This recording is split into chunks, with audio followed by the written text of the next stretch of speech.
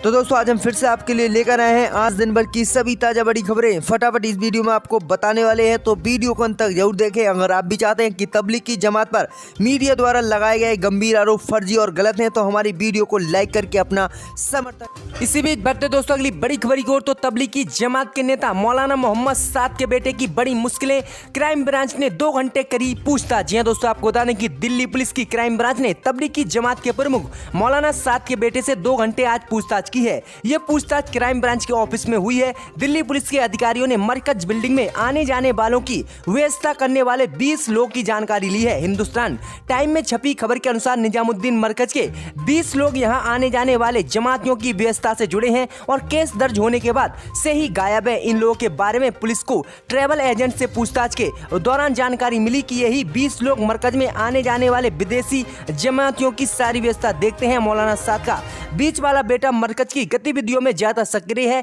इसी वजह से क्राइम ब्रांच ने उसे बुलाकर पूछताछ की। पुलिस ने तबलीग की जमात मुख्यालय की गतिविधियों से जुड़े दस्तावेजों के बारे में भी जानकारी मांगी है। मुख्यालय प्रबंधक से जुड़े 6 पद अधिकारियों के साथ ज्यादा बैठक भी यही करता था। इस मामले में क्राइम ब्रांच की जांच रडार पर मौलाना के सभी बेटे और भांजा को भी गिरफ्तार किया गया है, उनसे भी पूछताछ की गई है। तो ये काफी बड़ा कदम उठाया है दिल्ली की क्राइम ब्रांच ने। देखते हैं आगे इसमें क्या अपडेट आता है, आपको देते रहेंगे। इसी बीच बढ़ते दोस्तों अगली बड़ी खबर की ओर। तो तेलंगाना में लॉकडाउन को 29 मई तक के लिए बढ़ाया गया। मुख्यमंत्री के चंद्रशेखर राव ने की है घोषणा। जी दोस्तों, आपको बता दें कि देश की ये सबसे बड़ी खबर आ रही है कि पहला राज्य बन गया है तेलंगाना, जिसने लॉकडाउन को 29 मई तक के लिए बढ़ा दिया है देश में। तो दोस्तों आपको बता दें कि तेलंगाना में कोरोना वायरस के बढ़ते मामलों को देखते हुए प्रदेश सरकार ने राज्य में लॉकडाउन को बढ़ाकर 29 मई तक के लिए कर दिया है। तेलंगाना के मुख्यमंत्री के चंद्रशेखर राव ने मीडिया को जानकारी देते हुए बताया है कि राज्य में कोरोना वायरस के संक्रमित मरीजों को देखते हुए ये फैसला लिया गया है। बता दें कि पिछले सप्ताह से तेलंगाना में कोरोना वायरस के मामले तेजी से देखे गए हैं। राज्य में अब तक 1000 से अधिक कोरोना संक्रमित मामले सामने आ चुके हैं। इसके अलावा मुख्यमंत्री के चंद्रशेखर राव ने तेलंगाना के जनता से कहा है कि जनता को शाम 6 बजे तक आवश्यक वस्तु की खरीद पूरी कर लेनी चाहिए और उन्हें अपने घर तक पहुंच जाना चाहिए। शाम 7 बजे से राज्य में कर्फ्यू रहेगा। अगर किसी को बाहर पाया जाता है तो पुलिस कार्रवाई शुरू करेगी। मालूम होगा कि 25 मार्च से लागू देशव्यापी लॉकडाउन के तीसरे चरण की शुरुआत सोमवार से हुई। इस दौरान कई राज्य में शराब की दुकानों को लॉकडाउन के नियमों के शर्त पर खोलने की भी इजाजत दी गई, लेकिन अब तेलंगाना सरकार ने यह काफी बड़ा फैसला लिया है कि राज्य में 29 मई तक लॉकडाउन को बढ़ा दिया है। वहीं केंद्र की मोदी सरकार ने 17 मई तक के लिए लॉकडाउन को बढ़ाया था, लेकिन तेलंगाना के मुख्यमंत्री ने इसे बढ़ाकर अपने स्तर पर 29 मई तक ले कर दिया है। तो आप देख सकते हैं कि आगे अन्य राज्य भी इस तरह के कदम उठाते हैं या नहीं, तो कमेंट करके आप हमें बताएं। इसी बीच बढ़ते दोस्तों अगली बड़ी खबर की ओर। तो सोनिया गांधी ने केंद्र की मोदी सरकार से पूछा 17 मई के बाद क्या होगा और लॉकडाउन देश में कब तक चलेगा। जी हां दोस्तों, आपको बता दें कि कांग्रेस अध्यक्ष सोनिया गांधी ने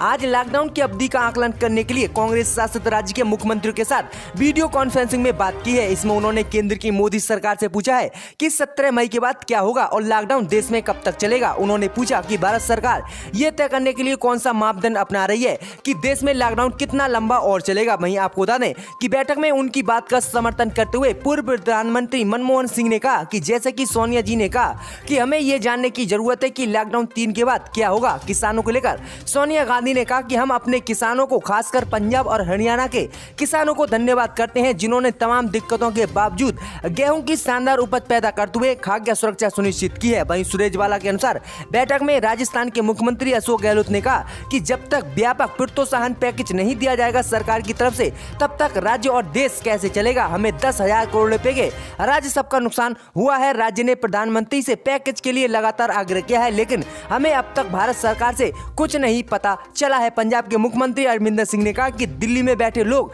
जमीनी हकीकत जाने बिना महामारी के जोनों का वर्गीकरण कर रहे हैं, जो चिंताजनक है। वहीं छत्तीसगढ़ के मुख्यमंत्री भूपेश बघेल ने कहा कि गंभीर आर्थिक संकट का सामना कर रहे राज्य को तत्काल मोदी सरकार सहायता राशि दे और उन्हें कोई बड़े पैकेज की घोषणा करे। तो ये काफी बड़ा जो बैठक हुई और इसमें इन मुख्यमंत्रियों ने अपनी मांगे रखी है। भाई आपको बता दें कि अब जो देखते हैं आगे क्या मोदी सरकार इन राज्यों को जो है आर्थिक पैकेज की घोषणा करती है इनके लिए या नहीं।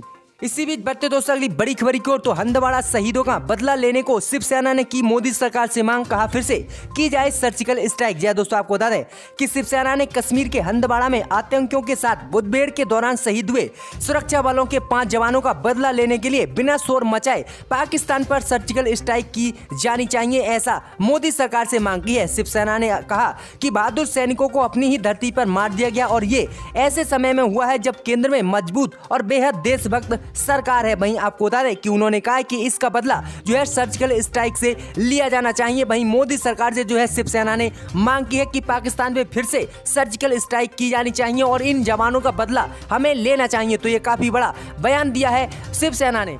इसी बीच बढ़ते दोस्तों अगली बड़ी खबर की ओर। तो मशहूर शायर मुनव्वर राना ने कहा, योगी जी शराब पीने वालों को शराब पिलवाएं लेकिन हमें भी गोश्त खाने दीजिए। जी दोस्तों, आपको बता दें कि उत्तर प्रदेश में शराब की बिक्री की इजाजत दिए जाने के बाद मशहूर शायर मुनव्वर राना ने मुख्यमंत्री योगी आदित्यनाथ से गुजारिश की है कि राज्य में मीट की दुकानों को भी खोल दिया जाए। उन्होंने मुख्यमंत्री को कहा है कि योगी जी शराब पीने वालों को शराब पिलाएं लेकिन हम लोग को भी गोश्त खाने दीजिए। मुनव्वर राना ने कहा कि कम से कम इंसाफ का दामन ना छोड़े। मैं नहीं कहता कि तुम मेरी तरफदारी करो। तो ये काफी बड़ा बयान दिया है मशहूर शायर मुनव्वर राना ने। इसी बीच बढ़ते दोस्तों अगली बड़ी खबर की ओर। तो रेलवे ने अब तक चलाई 62 स्पेशल श्रमिक ट्रेनें, 70,000 श्रमिकों ने उठाया फायदा। आज भी चलेंगी 13 स्पेशल श्रमिक ट्रेनें। जी दोस्तों, आपको बता दें कि रेलवे ने किया है बड़ा दावा।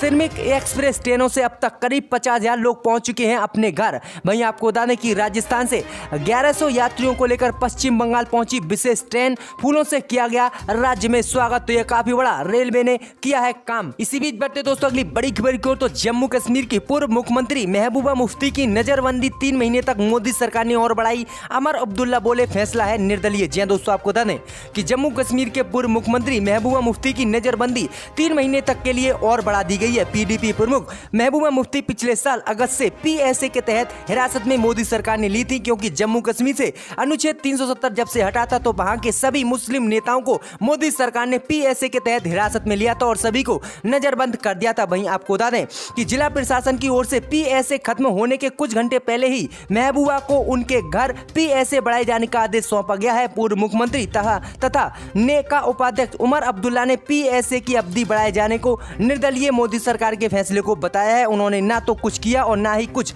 कहा जिससे कि केंद्र इस फैसले को सही ठहराए जा सके। तो ये काफी बड़ा जो है कदम उठाया है मोदी सरकार ने। वहीं महबूबा मुफ्ती की 3 महीने तक के लिए और जो है नजरबंदी बढ़ा दी है। इसी बीच बढ़ते दोस्तों अगली बड़ी खबर की ओर। तो कांग्रेस के बाद बीएसपी मुखिया मायावती का ऐलान, प्रवासी कामगारों के रेल टिकट का खर्च उठाएगी बहुजन समाज पार्टी। जी दोस्तों, आपको बता दें कि कोरोना वायरस के संक्रमण के दौर में विभिन्न प्रदेशों में फंसे उत्तर प्रदेश के श्रमिक कामगारों को घर वापसी में रेल टिकट का धन देने के लिए सियासी संग्राम में अब बसपा की मुखिया मायावती भी कूद पड़ी है। कांग्रेस अध्यक्ष सोनिया गांधी के बाद बसपा मुखिया मायावती ने भी प्रवासी कामगारों के रेल टिकट का खर्च उठाने की बात कही है। बहुजन समाज पार्टी की मुखिया मायावती ने इसको लेकर 2 ट्वीट भी किए हैं। मायावती ने कहा कि लॉकडाउन में प्रवासी मजदूरों की अपने राज्य में वापसी बेहद जरूरी है। स्पेशल ट्रेन से आने वाले मजदूरों को अगर सरकार किराया देने में जरा भी आनाकानी करती है तो ऐसी स्थिति में बसपा आगे आएगी और बसपा पूरे प्रदेश के जो कामगार प्रवासी मजदूर आए हैं उनका रेल टिकट पूरा खर्चा रेल टिकट का बो देगी। तो ये काफी बड़ा ऐलान किया है मायावती ने कि जो है कि अब जो है सभी कामगार मजदूरों का किराया बहुजन समाज पार्टी देगी।